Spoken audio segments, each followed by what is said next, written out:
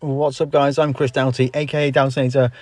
I've been invited by Lamborghini to spend money. This is a concept that is completely new to me, but Lamborghini have invited me to spend my money, and we're going to buy the Lamborghini VENENO 2014 model.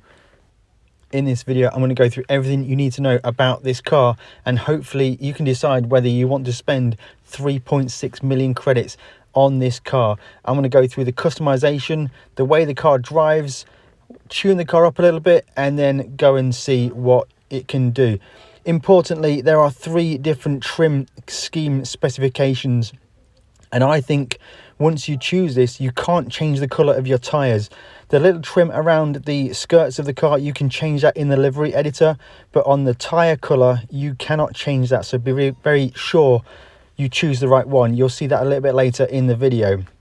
There we have it, 3.6 million credits gone, and we now have a Lamborghini VENENO for that privilege.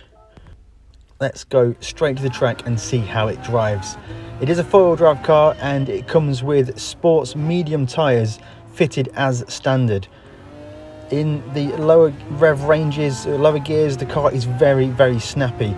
4-wheel drive pulls out the corners really nicely, but you can't help feel but there's not enough tyre available for the amount of power this car has. We're almost at 160 miles an hour already down the straight at Deep Forest Raceway, and this car, you need to get on the brakes very early, braking before the 200 meter board and all the way down to second gear for turn 1. The car turns in very nicely. There's no lift off oversteer. Overall, the car is very, very fun to drive in its completely default configuration. On throttle, the car will slide nicely, but it won't snap oversteer. The 4-wheel drive really helps with that, and the lift off oversteer is almost non-existent. It's a fun, nicely balanced car to drive. Getting on the gas, you can really move the rear end around. Letting off the gas brings the car back under control quite nicely. Overall, very fun to drive. It does definitely feel like there isn't really enough tyre for the amount of power this car has. So I would highly recommend switching out the tyres to maybe some racing tyres. But just driving it in the completely stock configuration, it's nice to drive. It doesn't feel awful to drive. Incredible top speed, and well, not that good on the brakes. The views are pretty normal. As you imagine, I'm going to switch through the views now. The bonnet cam isn't too bad, the hood cam, as we see here on the brakes now. Missing our braking point, and it's just a very, very long braking distance in this car. The sound, I think the car sounds fantastic. Nice high revving engine, sounds really powerful, and the car pulls really nicely in the higher gears, exiting some of the corners.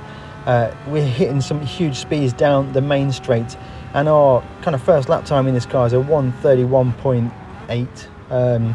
So that's not too bad for a completely stock car.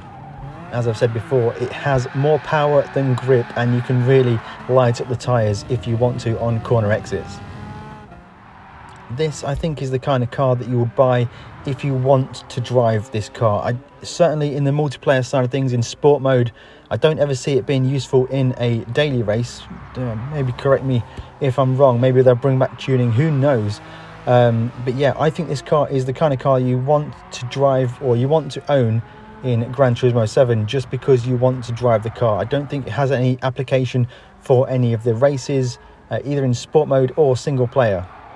But I've had a lot of fun driving the car, guys. It's really good just getting on the gas and lighting the car up.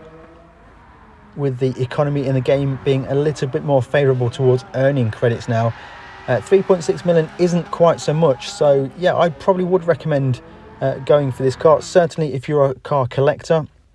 Now let's go through the customization available to you in this Lamborghini VENENO. So you wash your car, change your oil, engine overhaul, rigidity, no wide body modification available. Perhaps a good thing if you've seen one of my previous videos. Now let's run through the car customization options that we have on the Lamborghini. You do have the option to fit quite a large variety of the aftermarket wheels.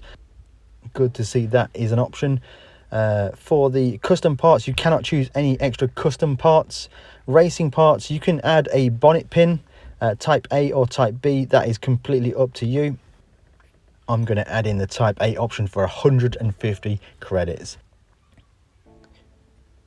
You can also add a tow hook, type A and type B. Once again, I'm going to add the type B one just to get me out that gravel trap whenever we made a huge mistake in this virtual. 120 credits, absolute pennies. No roll cage available. In the light bulb section, you can choose all of the light bulbs, so we're going to go for the super cool one, of course. Another 150 credits. This is pretty cheap. Number plate, you can, if you want to, add a number plate. All the options available. The front number plates look particularly ugly. I'm not sure why you'd want to do that, but the option is available to you. No front grille or caliper colour available by default. I think caliper colour is available when you buy the calipers from the tuning shop. Now we're going to look at the livery editor and see which parts of the car you can apply decals to. So the body, the area shown in blue, is where you can apply decals to this area.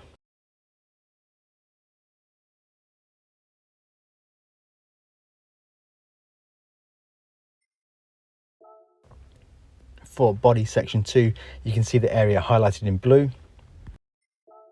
Side mirrors are pretty much fully paintable, so that's good.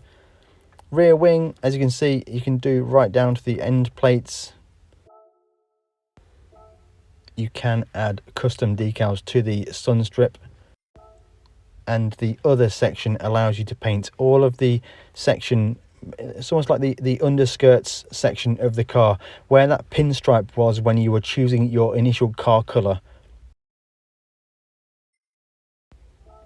I'm just going to apply the carbon paint scheme to the car. I often just apply this as the default when I test my cars.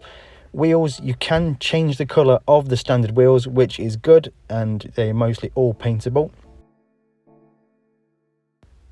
Now let's take a look at the racing options that you can fit to this Lamborghini.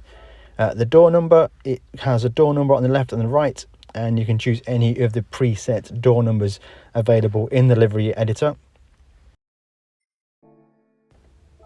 The windshield banner, you can choose the custom one or any of the predefined ones available in the livery editor. The driver name appears on the front A pillar. Pretty cool place for the driver name, I think, and I'm going to go with my driver name. You cannot change the colour of the lights, they are as default. And the tyre sticker, this is the important one. You can have the default tyre sticker, or you can remove the tyre sticker.